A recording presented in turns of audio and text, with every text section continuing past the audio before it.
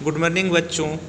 आज हम लोग संविधान द्वारा किस प्रकार ओबीसी यानी अत्यंत पिछड़े वर्गों को संवैधानिक सुरक्षा दिया गया है और उसको कहाँ तक लागू किया गया है उसी के बारे में हम लोग आज पढ़ने वाले हैं। तो जैसे पिछली क्लास में हम लोग पढ़े थे कि अनुसूचित जाति तथा अनुसूचित जनजातियों को संवैधानिक सुरक्षा, ठीक है, अनुसूचित जाति तथा जनजातियों को संवैधानिक सुरक्षा में कौन कौन से प्रावधान रखे गए हैं तथा उन लोगों पर किस तरह का जो संविधान में लिखित रूप से वो दस्तावेज तैयार किया गया वो कितना लागू किया गया है उसके बारे में हम लोग पढ़े थे। जैसे कि हम लोग पढ़े थे सबसे पहले कि देखो, अनुसूचित जाति एवं जनजाति के हितों की सुरक्षा के लिए संविधान के द्वारा जो प्रावधान किया गया था, ठीक है, वो कहाँ तक इम्प्लीमेंट हुआ है, ठीक है, यानी कहाँ तक लागू हुआ है उसके बारे में हम लोग पढ़ चुके, ठीक है। जो मिला सुरक्षा उसको 4 पॉइंट जो हम लोग कल पढ़े पिछला क्लास में पढ़े थे उसमें मुख्य रूप से लागू किया गया है, ठीक है। आज हम लोग जो संवैधानिक जो सुरक्षा के तौर पे ओबीसी यानी अत्यंत पिछड़े वर्गों अदर बैकवर्ड क्लासेस को जो आरक्षण दिया गया है उसको कहाँ तक लागू किया गया है और कौन कौन से उसे आरक्षण दिया गया है उसी के बारे में हम लोग पढ़ने वाले हैं। तो देखो,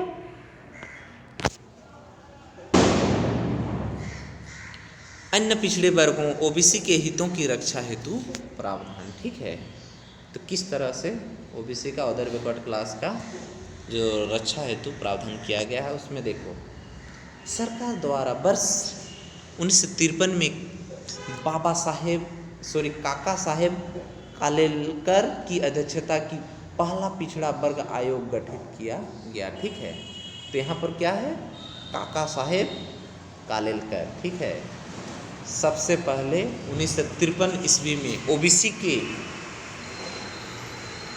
हित के लिए सरकार द्वारा किसके, काका साहेब कालेलकर की अध्यक्षता में पहला पिछड़ा वर्ग आयोग गठित किया गया। तो यहाँ पर एक सबसे इम्पोर्टेंट क्वेश्चन आ गया कि देखो ओबीसी का गठन कब किया गया था, तो 1953 ईस्वी में। और दूसरा पूछेगा कि किसके द्वारा किसकी अध्यक्षता में 1953 ईस्वी में ओबीसी का यानी पिछड़ा वर्ग आयोग का गठन किया गया था, तो बाबा साहेब कालेलकर की अध्यक्षता में 1953 ईस्वी में ओबीसी यानी अत्यंत पिछड़ा वर्ग आयोग का गठन किया गया था।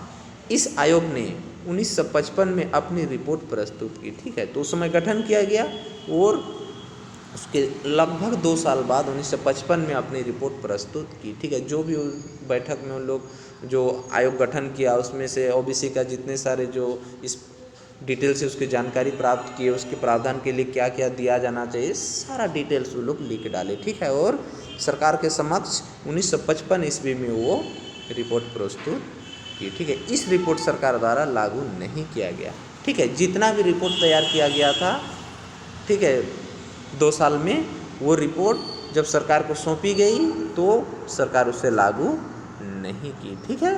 देखो, पिछड़े वर्गों के लिए एक दूसरा आयोग, तो देखो अत्यंत पिछड़े वर्गों के लिए क्या है या पिछड़े वर्गों के लिए 1979 में फिर से दूसरा आयोग गठन किया गया जिसने 1980 में सरकार को अपनी रिपोर्ट सौंपी। तो ठीक है, तो पिछड़ा वर्गों का पहला जो आयोग पिछड़ा वर्ग आयोग गठित किया गया 1953 में, उसके 2 साल बाद उसने सरकार को रिपोर्ट सौंपी, सरकार उस रिपोर्ट को लागू नहीं की।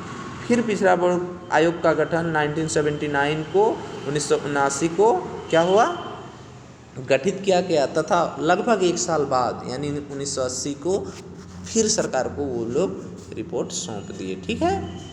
इस आयोग ने जो विंदेश्वरी प्रसाद मंडल की अध्यक्षता में, ठीक है, तो दोनों पूछेगा। देखो यहाँ पर क्वेश्चन देखो, दोनों में जो बहुत ही इंपॉर्टेंट क्वेश्चन आने जा रहा है उसमें से पहला में तो कब गठन किया गया और किसकी अध्यक्षता में की गई, ठीक है। अब दूसरा जो पिछड़ा वर्ग आयोग का गठन कब किया गया, 1979 को गठन किया गया, ठीक है। और 1980 में जो सरकार को रिपोर्ट सौंपी, ठीक है, उसके बाद कि जो 1979 में जो गठित किया गया दूसरा पिछड़ा वर्ग आयोग, उसकी अध्यक्षता किसने की थी, तो देखो बिंदेश्वरी प्रसाद मेंडल की अध्यक्षता, एक नाम है बिंदेश्वरी प्रसाद मेंडल, ठीक है, की अध्यक्षता में गठित किया गया था, जिसे मंडल आयोग कहा जाता है। अपनी रिपोर्ट में निम्नलिखित सिफारिशें की, ठीक है। तो सबसे पहले यहाँ पर और एक क्वेश्चन इसमें इंक्लूड हो गया कि मंडल आयोग का गठन किसने किया था, तो बिंदेश्वरी प्रसाद मेंडल ने, ठीक है। यानी दूसरा पिछड़ा वर्ग आयोग का ही नाम मंडल आयोग रखा गया, ठीक है। क्यों? क्योंकि बिंदेश्वरी प्रसाद मंडल की अध्यक्षता में वो जो पिछड़ा वर्ग आयोग गठन किया गया था, तो उसी के नाम पे इसका नाम मंडल आयोग पड़ा, ठीक है। तो सिंपल सी बात है, देखो यहाँ पर तुम लोगों का जो बता रहे हैं ना, ये सब बहुत ही इम्पोर्टेंट क्वेश्चन है, ठीक है। दूसरा पिछड़ा वर्ग आयोग कब गठन किया गया था? 1979 को। ये पूछेगा इस तरह से, ठीक है। उसका नाम बदल के क्या रखा गया? मंडल आयोग रखा। किसकी अध्यक्षता में तैयार की गई, मतलब ये पिछड़ा वर्ग आयोग को गठित किया गया? तो बोलेगा कि बिंदेश्वरी प्रसाद मंडल। तो इस तरह से घुमा फिरा के क्वेश्चन यहाँ पर से पूछ सकता है, ठीक है।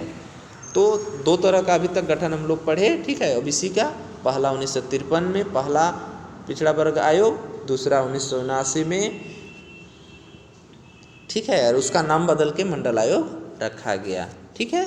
उसमें देखो मंडल आयोग कहा गया और उसमें कौन कौन से प्रावधान रखा गया, ठीक है। या कौन कौन से रिपोर्ट तैयार की, ठीक है, उसके बारे में यहाँ पर डिटेल्स लिखा हुआ है, ठीक है। तो देखो जो पहला पॉइंट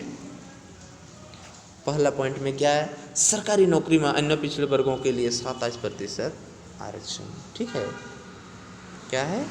सरकारी नौकरी में अन्य पिछड़े वर्गों की 27% का आरक्षण, बहुत ही इम्पोर्टेंट आरक्षण है, ठीक है। संविधान में आज भी लिखित है कि अत्यंत पिछड़े वर्ग और पिछड़े वर्गों के लिए 27% का जो आरक्षण का प्रावधान किया गया है, ठीक है, लेकिन इसको अभी तक लागू नहीं किया गया है, ठीक है। सिर्फ ये प्रावधान मिल चुका है, लेकिन इसे अभी तक कोई लागू नहीं किया, ठीक है। तो इसकी अभी मांग भी बहुत जोर शोर से चल रही है, ठीक है।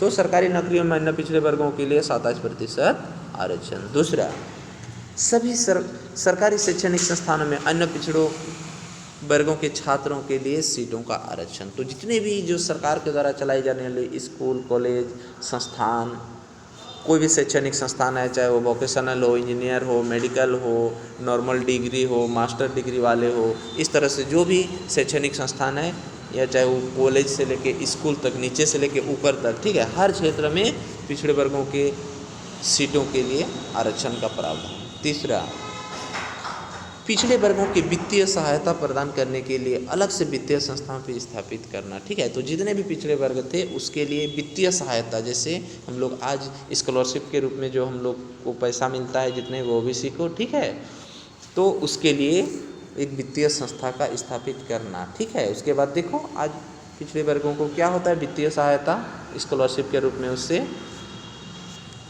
कुछ सहायता एक साल में एक बार प्राप्त होते हैं, ठीक है। अन्य पिछड़े वर्गों के लिए भारत सरकार के अधीन सिविल सेवाओं में 27% सीटें आरक्षित की गई है, ठीक है। तो सिविल सर्विस जो होते हैं, ठीक है, भारत सरकार के द्वारा, जिसको हम लोग यूपीएससी बोलते हैं, ठीक है, यूपीएससी, ठीक है, यूनियन पब्लिक सर्विस कमीशन, संघ लोक सेवा आयोग, ठीक है, जिसको हम लोग UPSC, union public service commission में क्या है, ओबीसी के लिए 27% सीट आरक्षण की गई है। सरकार ने एक पिछड़े वर्ग एवं वित्त एवं विकास निगम की स्थापित किया है, तथा सरकार ने एक पिछड़ा वर्ग वित्त एवं विकास निगम का स्थापित किया है। अब देखो हम लोगों का ये जो भी मंडल आयोग के द्वारा बहुत ही इम्पोर्टेंट है, ठीक है, मंडल आयोग की क्या क्या डिमांड है, क्या क्या मांग है और क्या क्या रिपोर्ट तैयार किया गया था। देखो यह है मंडल आयोग, जिसको हम लोग पिछड़ा वर्ग आयोग, दूसरा पिछड़ा वर्ग आयोग को ही मंडल आयोग के नाम से जाना जाता है। उसमें मुख्य रूप से ये जो 3 मांगें थी, ये ओबीसी के लिए यानी अदर बैकवर्ड क्लास के लिए बहुत ही वरदान साबित हो रहा है, ठीक है। तो इस तरह से संविधान में हम लोगों को आज भी आरक्षण के तौर पर, यानी ओबीसी को आज भी आरक्षण के तौर पर उससे कुछ प्रावधान मिला हुआ है। ठीक है, सरकारी नौकरियों में 27% आरक्षण, शैक्षणिक संस्थान में सीटों की आरक्षण तथा वित्तीय सहायता। ठीक है, और मुख्य रूप से और भी सरकारी यानी सिविल सर्विस में 27% सीटों का आरक्षण और कुछ 2 निगम का गठन किया गया। अब देखो अल्पसंख्यकों के हितों की सुरक्षा, संविधान में और भी क्या क्या प्रावधान है, तो देखो अल्पसंख्यकों के हितों की सुरक्षा। ठीक है, तो अल्पसंख्यकों के हितों के लिए कौन कौन सी सुरक्षा प्रदान की गई है। अल्पसंख्यक जिसको हम लोग माइनॉरिटी बोलते हैं। भारत एक विशाल एवं अनेक विविधताओं वाला देश है। तो हम जानते हैं भारत क्या है, बहुत ही एक वास्ट कंट्री है और अनेक विविधताएं हैं। यहाँ कल्चर, विविधता का मतलब क्या है, विभिन्न प्रकार के जो रीति रिवाज, रहन सहन, बातचीत, बोल चाल, रंग रूप, ठीक है, पहनावा, सभी तरह का विविधता वाला देश है। ठीक है, यहाँ पर हर 5 किलोमीटर में देखोगे आदमी का बोल चाल चेंज होता है, यहाँ का पहनावा चेंज होता है, अपना संस्कृति चेंज होता है। ठीक है, इस तरह का जो भी देखोगे, रंग रूप, लिंग भेद, जाति, तरह तरह का जो ये है, फिर भी हम सब एक हैं। ठीक है, यही भारत में अपना अलग खासियत होता है। तो भारत एक विशाल एवं अनेक विविधताओं वाला देश है। यहाँ बहुत सारी विविधताएं देखने मिलती है। ठीक है, जैसे हम लोग आदिवासी क्षेत्रों में जाते हैं तो आदिवासी लोगों का अलग तरह का पहनाव, अलग तरह का कल्चर, अलग तरह का भाषा, अलग तरह का नृत्य, अलग तरह का फेस्टिवल, सब तुम लोग देखे होंगे। ठीक है, और नहीं भी देखे हो तो अभी हम लोग जैसे जैसे बड़े होते जाओगे तुम लोग सब देखने को मिलेगा। ठीक है, फिर आजकल हम लोग मोबाइल, टीवी, ट्विटर में भी कहीं ना कहीं वीडियो के माध्यम से सबका कल्चरल कहीं ना कहीं देख पाते हैं। तो विविधता वाला देश है। इसे ध्यान में रखते हुए धर्मनिरपेक्षता और समानता के आदर्शों की पूर्ति के लिए संविधान में विशेष प्रावधान दिया गया है।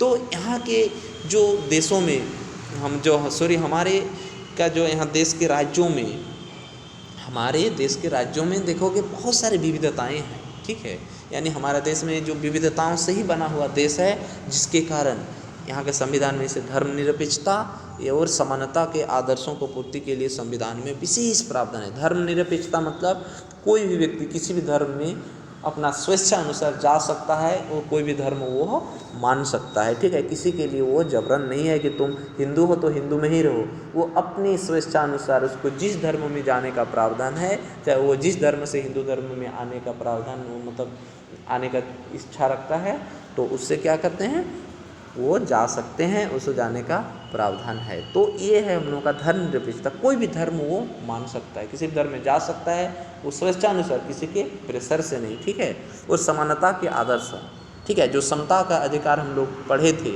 यानी हम भारत के नागरिक होने के नाते हमें सब, चाहे वो कितनों भी हाई प्रोफाइल के व्यक्ति हो, वो एक भारत के नागरिक होने के नाते सभी का बराबर हक है।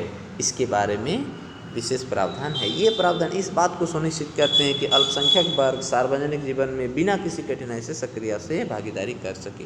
ये इसीलिए बनाया गया है कि जितने भी अल्पसंख्यक वर्ग होते हैं, जिसको हम लोग क्या बोलते हैं, माइनॉरिटीज़ में कौन कौन से समुदाय आते हैं, जैसे देखो सिख, जैन, ठीक है, यहूदी, फारसी, ये लोग आते हैं, और साथ ही साथ मुस्लिम को भी माइनॉरिटी में रखा गया है। वो कब, जब संविधान बना था, हम लोग देखते हैं कि मुस्लिम लोग, आज हम लोग बहुत ज़्यादा मुस्लिम का पॉपुलेशन देख रहे हैं, लेकिन जिस समय भारत आज़ाद हुआ उस समय मुस्लिम की संख्या बहुत कम होने के कारण भारतीय संविधान में इसे माइनॉरिटीज़ में रखा गया, और उसी माइनॉरिटीज़ का फ़ायदा उठाते हुए आज मुस्लिम लोग तरह तरह के दंगे फसाद की ओर अग्रसर हो रहे हैं। ठीक है, तो उन लोगों को भी समझने की ज़रूरत है। तो इस तरह से अल्पसंख्यक वर्ग को जो भी आरक्षण के तौर पे संवैधानिक आरक्षण प्राप्त है, ठीक है, वो इसीलिए दिया गया है ताकि वो कमज़ोर वर्ग में होने के कारण उनकी जनसंख्या कम होने के बावजूद भी वो अपने हक के लिए वो लड़ सके अपने, क्योंकि वो भी एक भारत के नागरिक होने के नाते उसको भी बराबर का हक है,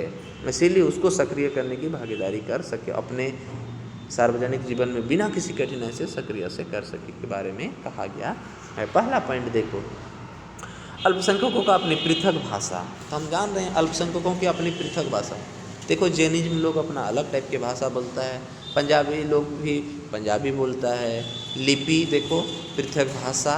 तो जितने भी अल्पसंख्यक समुदाय के लोग हैं उसको अपना अलग भाषा, अलग लिपि, अलग संस्कृति बनाए रखने का अधिकार है, जो तुम लोगों को मैंने कुछ देर पहले चर्चा कर दिया था। ठीक है, यहाँ विभिन्न समुदाय के लोग होने के नाते, वो अल्पसंख्यक होने के नाते भी वो अपना भाषा, अपना लिपि, अपना संस्कृति बनाए रखने का अधिकार है।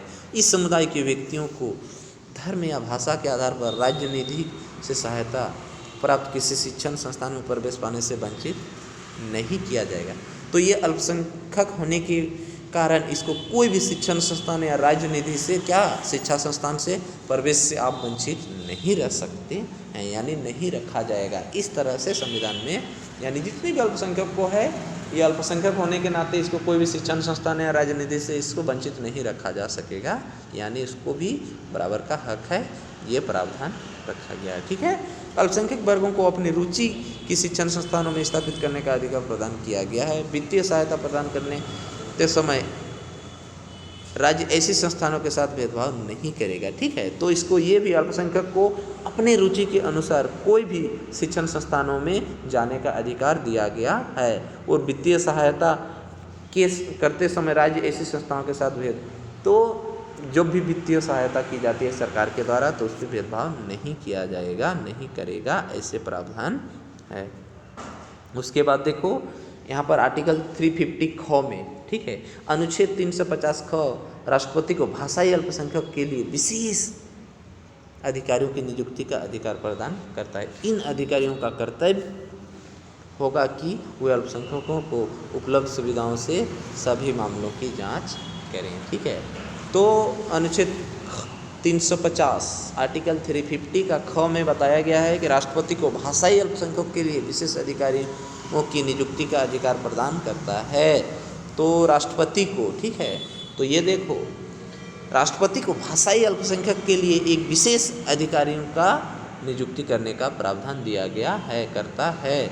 इन अधिकारियों का कर्तव्य होगा कि अल्पसंख्यकों को उपलब्ध सुविधाओं को सभी मामलों में की जांच करे। तो एक राष्ट्रपति के द्वारा एक विशेष अधिकारी का नियुक्ति किया जाता है और उसमें सिर्फ ये चेक करने के लिए बोला जाता है कि जितने भी अल्पसंख्यक समुदाय है हमारे देशों में, उन लोगों को अल्पसंख्यक समुदाय के बारे में जो भी उन लोगों के लिए जो आरक्षण रखा गया है या बेनिफिट के लिए रखा गया है वो कहाँ तक सक्सेस हो रहा है, कहाँ तक लागू किया गया है, उसके बारे में राष्ट्रपति वो एक नियुक्ति कर सकता है। इसका भी प्रावधान है। आज देखो हम लोगों का राज्य में भी और हमारे देशों में भी क्या है, एक विशेष अल्पसंख्यक मंत्रालय होता है। ठीक है, यानी एक अल्पसंख्यक डिपार्टमेंट होता है जिसमें एक अल्पसंख्यक मिनिस्टर होता है। ठीक है, एक मिनिस्टर होता है, मंत्री होता है, वो उस मंत्री उस विभाग का कार्यभार संभालता है तथा उससे नीचे के पदाधिकारियों को उसकी जानकारी या उसके डाटा तैयार करने के कहता है और वो उसकी संपूर्ण जानकारी लेता है।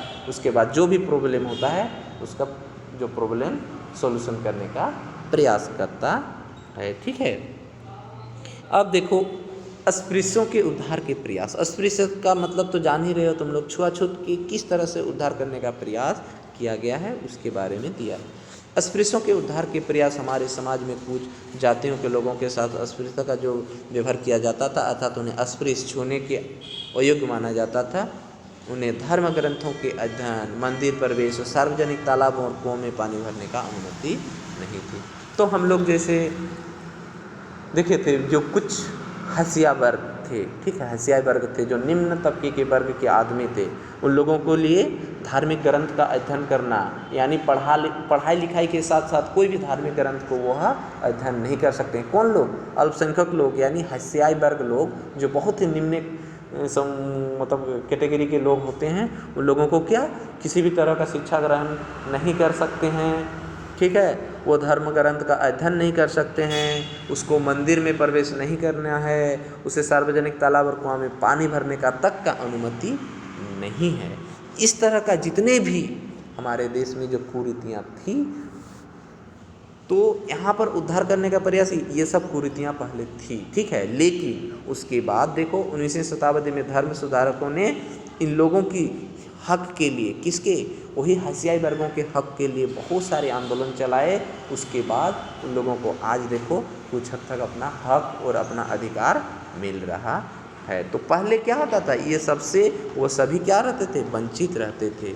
ठीक है, किसी व्यक्ति को वो छू नहीं सकते थे, उसका छुआ कोई भी छूने से वो व्यक्ति, अगला व्यक्ति उसको नहीं छूता था, उसको अछूत माना जाता था। तो इस तरह का जो भेदभाव था, इसको दूर करने के लिए क्या 19वीं सदी में बहुत सारे समाजसेवी तथा राजनीतिकारों ने, शिक्षाविदों ने क्या किया, इन लोगों के हित के लिए आंदोलन चलाए। और आज देखो अल्पसंख्यक या जो भी निम्न समुदाय के लोग होते हैं, हसिया वर्गों के समुदाय होते हैं, उन लोगों के हक के लिए बहुत कुछ काम किया। आज वे लोग अपने हक के लिए लड़ सकते हैं। ठीक है, आलोचना की और छुआछूतदार की पीड़ा उठाई। स्वामी दयानंद ने जाति प्रथा और अस्पृश्यता जैसी बुराइयों के विरुद्ध आवाज़ उठाई। तो तुम लोग स्वामी दयानंद सरस्वती का नाम सुने होंगे। ठीक है, स्वामी दयानंद सरस्वती का नाम सुने होंगे। वो क्या किया, जाति प्रथा और अस्पृश्यता जैसी बुराइयों के खिलाफ आवाज़ उठाई। तो उस समय 19वीं सदी में स्वामी दयानंद सरस्वती ने जाति प्रथा और अस्पृश्यता जैसे मामलों के लिए आवाज़ उठाई। उसके बाद देखो स्वामी विवेकानंद ने कहा यह आवश्यक है कि प्रत्येक व्यक्ति को उसका हिस्सा मिले। उसके स्वामी विवेकानंद भी ये कहा करते थे या कहते थे कि प्रत्येक व्यक्ति को अपना हिस्सा मिलना ही चाहिए। उनका यह विश्वास था कि हिंदू धर्मशास्त्र और अस्पृश्यता का समर्थन नहीं करते। और विवेकानंद का विश्वास था कि हिंदू धर्म शास्त्र क्या अस्पृश्यता का कभी समर्थन नहीं करता है। उसे तो एक आदमियों के द्वारा एक वहम फैलाया गया है।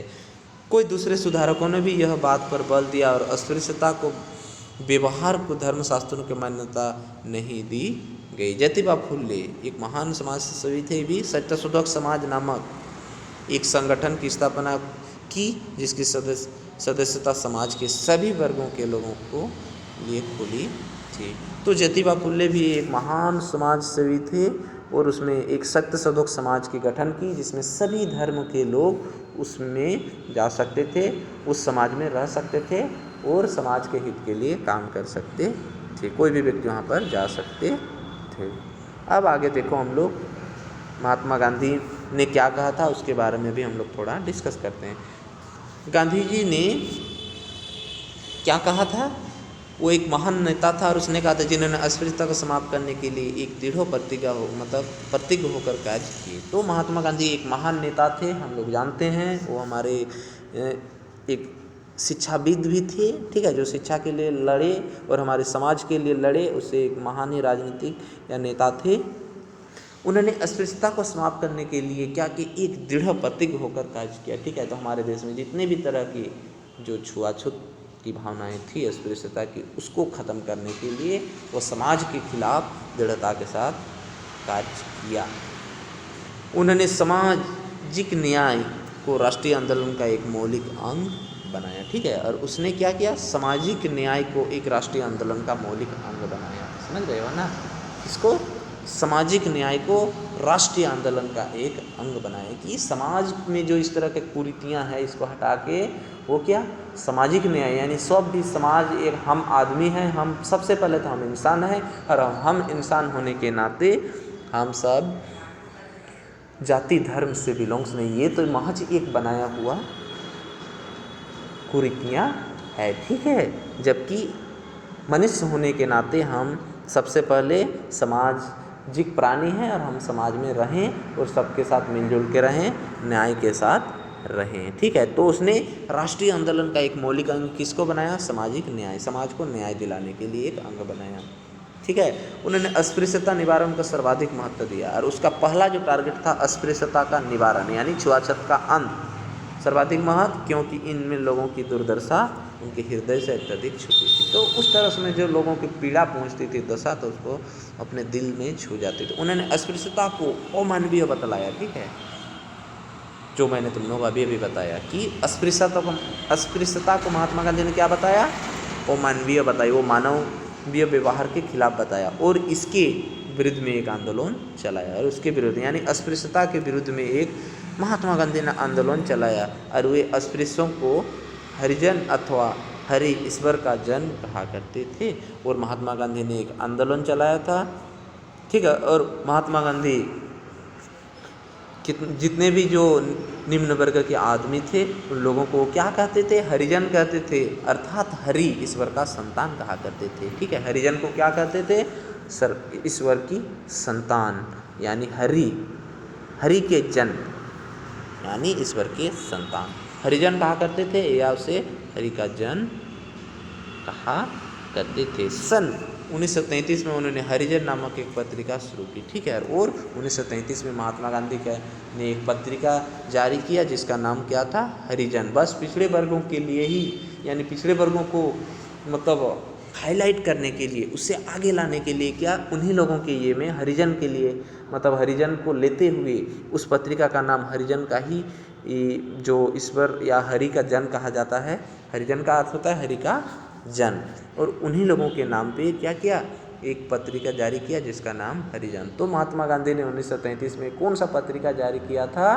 तो हरिजन पत्रिका। ठीक है, उन्होंने खुले रूप में यह घोषणा की कि अस्पृश्यता जीवन रही तो हिंदू धर्म मर जाएगा। तो उसका पहला जो क्या बोल थी या घोषणा थी, वो कहा कि अस्पृश्यता यदि जीवित रहा तो हिंदू धर्म क्या होगा? मर जाएगा।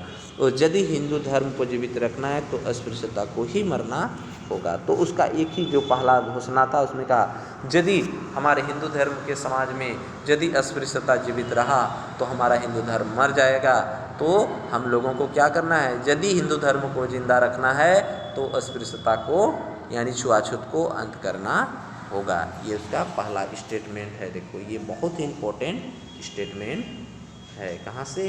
यहाँ से देखो, यहाँ तक। अस्पृश्यता जीवित रही तो हिंदू धर्म मर जाएगा।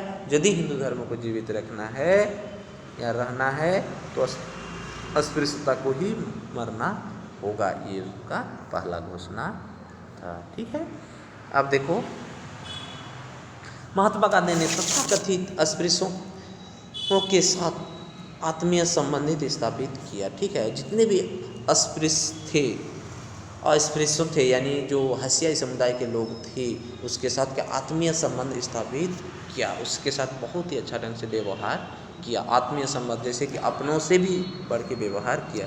वे उनकी बस्तियों में जाकर उनके साथ रहते थे, और वो जितने भी अस्पृश्य समुदाय के हसियाई वर्ग थे उनके समुदाय में, उनके घरों में, उनके बस्तियों में जाके रहते थे। वे उनके साथ भोजन भी करते थे और अपने हाथ से ऐसे भी सभी काम करते थे जिससे कि साफ सफाई आदि अस्पृश्यों के लिए निर्धारित कर्म था। ठीक है, तो महात्मा गांधी उसके आत्मीय संबंध स्थापित कैसे करने सके? क्योंकि वो स्वयं में उन लोगों के बस्ती में जाते थे, उन लोगों के घरों में जाते थे, वहाँ जाके खाना खाते थे, और उन लोगों के वैसे जितने सारे काम, जो जितने भी निम्न कैटेगरी के काम होता था उन लोगों का, वो सभी काम करने में अपना हाथ बटाते थे। ठीक है, इस तरह से महात्मा गांधी अस्पृश्यताओं के लिए यानी हसियाई वर्गों के लिए बहुत बड़ा काम किया। ठीक है, उसके बाद हम लोग पढ़ने वाले हैं डॉक्टर भीमराव अंबेडकर। ठीक है, डॉक्टर भीमराव अंबेडकर। तो डॉक्टर भीमराव अंबेडकर एक ऐसे समाज सुधारक थे जिन्होंने अपना समस्त जीवन जातिगत उत्पीड़न से संघर्ष करने एवं अस्पृश्यताओं के उन्मूलन के लिए समर्पित कर दिया।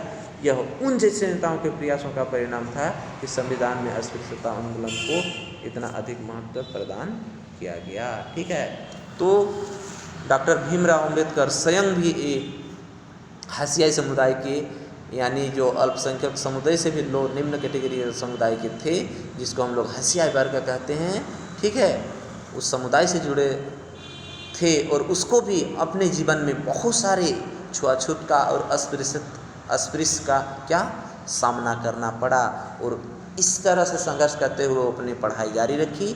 और लास्ट में आज देखो, जितने भी हसियाई वर्ग या अस्पृश्यताओं के अंत के लिए जो आज संविधान के अनुच्छेद 17 में, ठीक है, अनुच्छेद 17 में यह कहा गया है कि अस्पृश्यता का जो अंत के बारे में अनुच्छेद 17 में कहा गया है, वो किसकी देन है? डॉक्टर भीमराव अंबेडकर। इसी के प्रयास, इसीलिए इसे संविधान निर्माता, भारत के संविधान का पिता कहा जाता है। ठीक है, संविधान का पिता किससे कहते हैं? डॉक्टर भीमराव अंबेडकर। ठीक है, क्योंकि इसी के नीति नियम और कानून के तहत सभी देशों के जो संविधानों को स्टडी करके हमारे भारत के संविधान को बनाया गया। और इसमें से वही जो अस्पृश्यता के अंत के लिए अनुच्छेद 17 में इसे जोड़ा गया। और उसमें देखो आज जितने भी हसियाई समुदाय या निम्न वर्गीय समुदाय थे उन लोगों के हक के लिए इसने आज संविधान में वो लिखित रूप से दर्ज किया गया है। ठीक है, तो अपने आप में भी ये निम्न हसियाई वर्ग होने के कारण उसे जातिगत उत्पीड़न के साथ बहुत संघर्ष करना पड़ा जीवन में कुछ करने के लिए। और आज देखो हम लोग देखते हैं कि जितने भी हसियाई समुदाय को अपना हक और आरक्षण सब मिल रहा है। और धीरे धीरे आज जो छुआछूत की भावना या अस्पृश्यता की जो भावना फैली हुई थी वो ख़त्म हो गया है। अभी भी बहुत सारे जो देहात क्षेत्र में कुछ हद तक अस्पृश्यता है, ये भी धीरे धीरे आदमी जागरूक होगा, पढ़ लिख के शिक्षित होगा तो ये भी खत्म हो जाएगा। ठीक है, अब अस्पृश्यता के अंत के लिए किस तरह से संविधान में प्रावधान दिया गया है उसके बारे में देखते हैं। भारतीय संविधान ने अस्पृश्यता का उन्मूलन कर दिया है, इसका किसी भी रूप से पालन वर्जित है। ठीक है, तो भारतीय संविधान ने सीधे अस्पृश्यता को अंत कर दिया गया है। और यदि वो अस्पृश्यता करते हुए किसी को पाया गया या कोई उसके खिलाफ बोल दिया तो वह कोर्ट का दरवाज़ा खटखटा सकता है। नागरिक अधिकार संरक्षण अधिनियम एक अधिनियम, ठीक है, एक एक्ट तैयार किया गया। क्या? नागरिक अधिकार संरक्षण अधिनियम के अंतर्गत अस्पृश्यता का समर्थन करना या बढ़ावा देना, वंशज या जातिगत के आधार पर अनुसूचित जाति के किसी भी सदस्य के साथ अपमानजनक व्यवहार करना दंडनीय अपराध घोषित किया है। हम तुम लोगों को अभी भी बता दे रहे हैं कि जैसे हम लोग जाति, धर्म, रंग, रूप या अस्पृश्यता के आधार पे यदि कोई भी अनुसूचित जाति तथा जनजाति को आप उसे प्रताड़ित करते हैं तो वह आपके खिलाफ कोर्ट का दरवाज़ा खटखटा सकता है, आपको केस कर सकता है और उसके लिए आपको जेल खटना पड़ेगा। ठीक है, यानी आपको जेल की सज़ा मिलेगी, उसके साथ साथ कुछ राशि भी तुम ली जाएगी। ठीक है, इसीलिए कोई भी अनुसूचित जाति तथा जनजाति या अल्पसंख्यक समुदाय के व्यक्ति हो, खासकर यहाँ पर अनुसूचित जाति और जनजातियों के बारे में कहा गया है कि जाति, धर्म, लिंग, रूप के आधार पे आप उस किसी भी तरह से प्रताड़ित नहीं कर सकते हैं। आप कोई निम्न वर्गीय हैं, आप चमार हैं, आप हरिजन हैं, आप डोम हैं, ये बोल के आप किसी को प्रताड़ित नहीं कर सकते हैं। आप उसके खिलाफ मतलब आपके खिलाफ वो क्या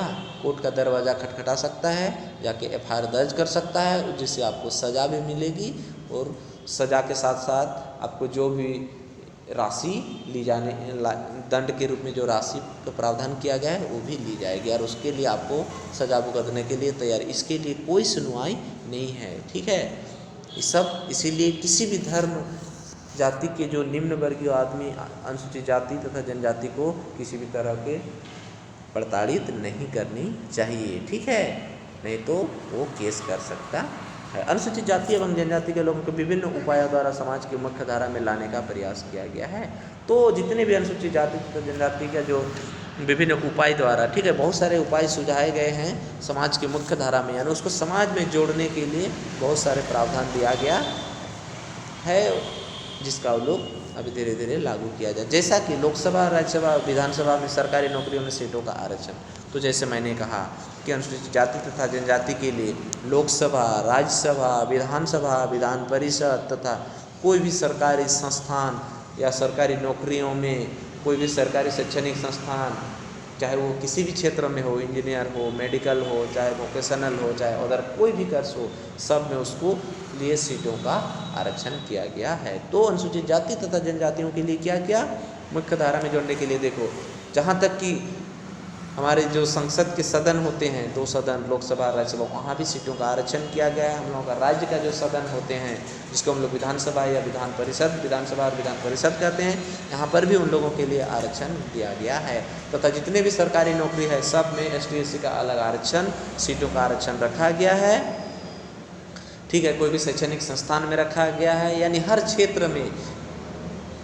ठीक है, जैसे हम लोग निम्न स्तर से लेकर उच्च स्तर तक के हर क्षेत्रों में अनुसूचित जाति तथा जनजातियों के लिए आरक्षित सीटें आरक्षित की गई है। जैसे हम लोग देखते हैं कि गांव में चुनाव होता है, पंचायत चुनाव, जिसमें क्या होता है, वार्ड का चुनाव होता है, फिर पंचायत समिति का होता है, नगर निगम का होता है इस टाउन में, उसी तरह से जिला परिषद का होता है, नगर निकाय का होता है, छावनी बोर्ड का होता है। हर जगह पर अनुसूचित जाति तथा जनजातियों के लिए अलग से सुरक्षित सीट रखे गए हैं। अनुसूचित जाति एवं जनजाति के छात्रों के लिए शैक्षणिक संस्थानों में सीटों आरक्षित की, जिसके बारे में मैंने बता दिया। शिक्षा के विस्तार के कारण अनुसूचित जातियों के प्रति लोगों की सोच एवं मनोवृत्ति में भी बदलाव आया है। तो शिक्षा का जो जैसे जैसे विस्तार हुआ तो अनुसूचित जाति तथा जनजातियों के लोगों को भी क्या अपने मनोवृत्ति में बदलाव देखा गया। समाज में इस अमानवीय प्रथा यानी अस्पृश्यता वाली जो प्रथा थे, ठीक है, के विरुद्ध जागृति उत्पन्न करने से स्वयं से ही संगठन, बहुत सारे जो संगठन भी बनाया गया है एवं मीडिया भी प्रशंसनीय भूमिका निभाई है। परंतु इस कुरीति को हमेशा के लिए समाज से निकाल बाहर करने के लिए बहुत ही कुछ करना शेष है। अब भी इस सब कुरीतियों के कारण हम लोग झेल रहे हैं, ठीक है, अपने समाज में देख रहे हैं, अभी भी कुछ हद तक कुरीतियाँ हैं। तो इसके लिए और भी हमें संघर्ष करनी चाहिए इस तरह के छुआछूत की भावना को दूर करने के लिए। ठीक है, तो कल हम लोग पढ़ने वाले हैं ये विशेष संदर्भ में आरक्षण। ठीक है, तो कल हम लोग क्या पढ़ने वाले हैं? रिजर्वेशन, विशेष संदर्भ में आरक्षण के बारे में। ठीक है।